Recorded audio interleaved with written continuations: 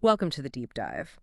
Today, we're venturing into, well, the sometimes quite shadowy world of intelligence. We're taking a look at Japan's Cabinet Intelligence and Research Office, CIRO, though you'll often hear it called Naicho. That's right.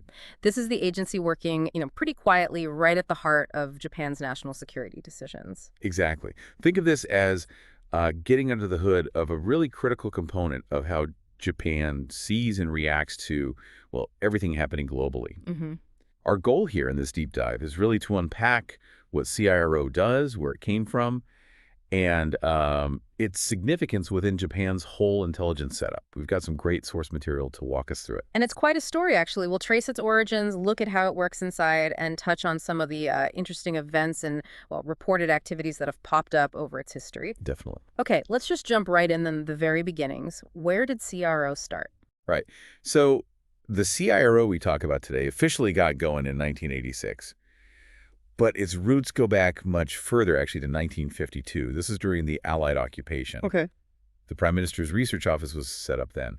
And the initial idea, it seems, was maybe to create something modeled on the American CIA. Ah, okay. So the thought was, let's have a Japanese version of the CIA, which was pretty new itself back then. But, here's where it gets interesting. That plan to just copy the CIA didn't quite pan out, did it? What went wrong? Or what happened? No, it didn't really unfold that way. Sources point to a few things. Concerns about, maybe too much unchecked power, historical sensitivities around central intelligence gathering in Japan, and maybe even just some good old-fashioned bureaucratic turf war. Right, interagency stuff. Exactly. So it was more complicated than just saying, let's build a CIA.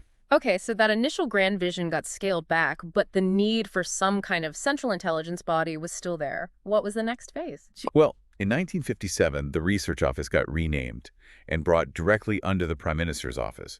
It became the Cabinet Research Chamber and then later the Cabinet Research Office. So a gradual evolution. Yeah, a more cautious approach maybe, Uh, building things step by step. It wasn't actually until that 1986 renaming Cabinet Intelligence and Research Office, the CRO we're discussing, that the modern agency really started to take its current form. Okay, fast forward to now. CIRO has a pretty clear job description, right? What's its main responsibility in the government? Its core mission, fundamentally, is gathering, processing, and analyzing intelligence information that's vital for Japan's national security. And it does this for the cabinet. Got it. It's a key player in Japan's intelligence community, and crucially, it reports straight to the prime minister. This is all laid out in Japan's cabinet law. Now, you mentioned the CIA comparison earlier, and it does come up a lot. How fair is that comparison, really? Well, it's a natural starting point, I suppose. Both are central intelligence bodies feeding analysis to their head of government.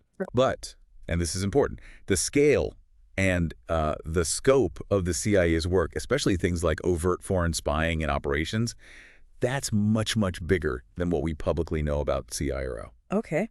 CIRO's focus, historically at least, seems more weighted towards analysis, less on running big overseas operations like you think of with the CIA. Right. Different emphasis, maybe. Okay, so we know what it does broadly, but how? How is it set up internally to do all this? Okay, organization. Based on their official info, it's headed by the Director of Cabinet Intelligence. That's currently Kazuya Hara, and there's a Deputy Director too. Standard leadership structure. Pretty much. Then you have several key divisions under them. First, there's administration. HR, budget liaising with academics, the essential plumbing of any organization. Makes sense. Gonna keep lights on. What about the intel-focused part? Yeah, so there's the Home Affairs Division. Their job is analyzing domestic media, newspapers, TV, magazines, that sort of thing. Okay. Watching the home front. Then the International Affairs Division does something similar, but for foreign media and news sources.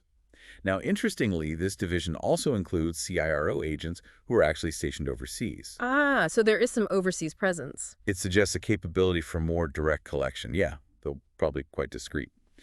Then there's the Economic Affairs Division, looking at, well, economic intelligence, both domestic and international. Very important these days. Absolutely. And a really vital piece of the puzzle are the Cabinet Intelligence Analysts. These are the specialists who take all the raw info from the different divisions and synthesize it, turn it into actionable intelligence for the government decision makers. That paints a picture of, yeah, different streams feeding into a central analysis hub. Now, I also read about something called the Cabinet Intensive Information Center. That sounds like it kicks in during emergencies. Exactly right. It was set up in 1996. Its whole purpose is to make sure the prime minister gets fast, accurate information during really serious crises. Location matters too, I bet. It's actually located right inside the prime minister's official residence. That tells you how critical it is.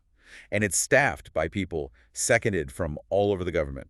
Defense, police, fire, Coast Guard. Ah, a multi-agency team. Yeah, ensuring everyone's on the same page, coordinating information flow when things get serious. A vital crisis hub.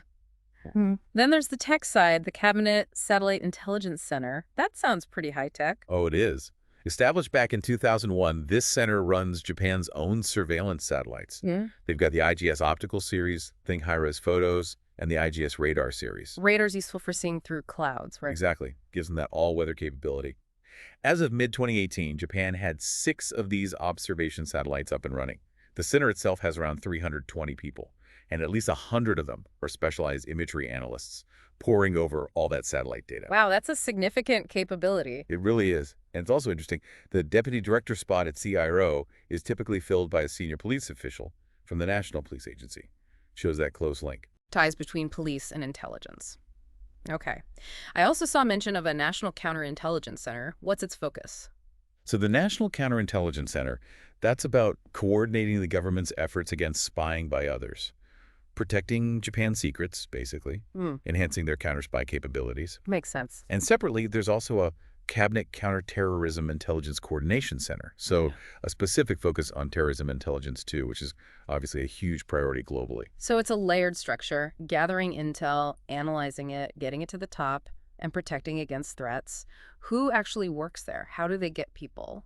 Well, CRO itself isn't huge. Estimates put it around 170, maybe 175 people. Relatively small then. Yeah. And a key thing is how they staff it. It's very common for them to bring in people from other government agencies and ministries. About 100 or so agents are actually seconded from elsewhere. Oh, interesting. So drawing talent from across the government. Exactly. And like we mentioned, those top leadership spots often go to career police officers. So that cross-pollination seems really built into their structure. Okay, let's shift gears a bit and talk about some specific activities or incidents involving CRO. That counterintelligence center you mentioned, some people see that as potentially quite significant, right? Yes, setting that up was definitely noted. Some analysts look at it and suggest, maybe this could be the seed for a future, more robust, dedicated external intelligence agency. Something maybe more like, say, MI6 in the UK. A dedicated foreign spy agency. Potentially.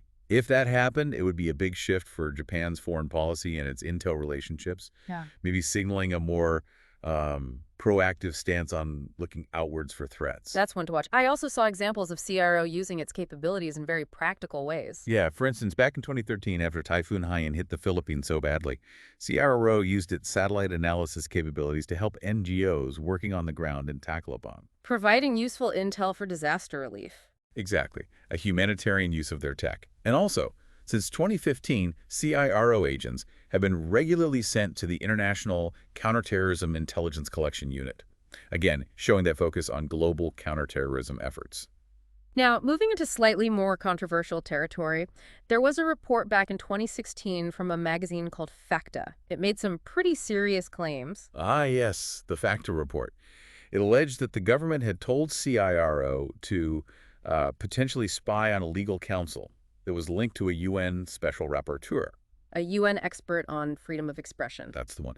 This rapporteur had raised concerns about media independence in Japan. Now, it's really important to stress this was a magazine report. We don't have independent confirmation. Understood. But the allegation itself certainly raises questions about, domestic activities and oversight. It does. On a perhaps more straightforward note, their satellite program continues to develop. Right, updates there. Just this past January, 2024, Mitsubishi Heavy Industries and the Satellite Center announced they'd successfully launched the Optical 8 satellite. Keeping the technology fresh. Absolutely. It shows the ongoing investment in that satellite surveillance capability, enhancing their eyes in the sky, so to speak. But it hasn't all been smooth sailing. There was that spy scandal back in 2008 involving Russia. That must have sent shockwaves. Oh, definitely. That was a big deal. A CIRO official was charged with passing classified information to Russian agents. Russia denied it, of course. As they would. But the incident really sparked a debate in Japan about accountability, about oversight for CIRO. It was a stark reminder of the risks, the vulnerabilities inherent in this kind of work. Indeed. Okay, finally, let's just touch on CIRO's connections with other key government bodies. We know it reports to the PM. Right. And it also works very closely with the National Security Council. It acts as a really important conduit, getting that critical security info to the PM via the NSC structure as well. And physically, where are they based?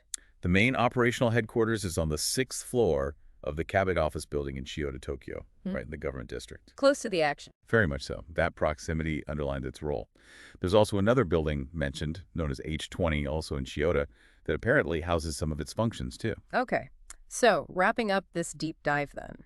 We've covered quite a bit of ground. We traced CIRO's path from that post-war research office idea through its evolution to the formal CIRO in '86. Yep. We looked at its core job gathering, analyzing national security intel for the cabinet. We unpacked its structure, those different divisions, the specialized centers like that impressive satellite center. And we touched on some key moments, successes like the satellite launches, practical help like after Haiyan, but also controversies and challenges like that spy case. Right. And throughout, we've seen it's this really central, indispensable piece of Japan's national security machinery. Operating right under the top leadership. Absolutely. It's been a really fascinating look into, yeah, a vital but often pretty hidden part of how a major country operates its security. Really shows the complexity, the balancing act involved in national intelligence. It really does. So, as we finish up, maybe a final thought for you, the listener, to ponder. Given CRO's history, its structure as it is now, and its evolving role, especially in today's, let's face it, incredibly complex world, what do you think might be the biggest challenges, or maybe the top priorities, for Japanese intelligence in the coming years? That's a good question to leave things on. Definitely something interesting to think about further. Thanks for joining us on this deep dive.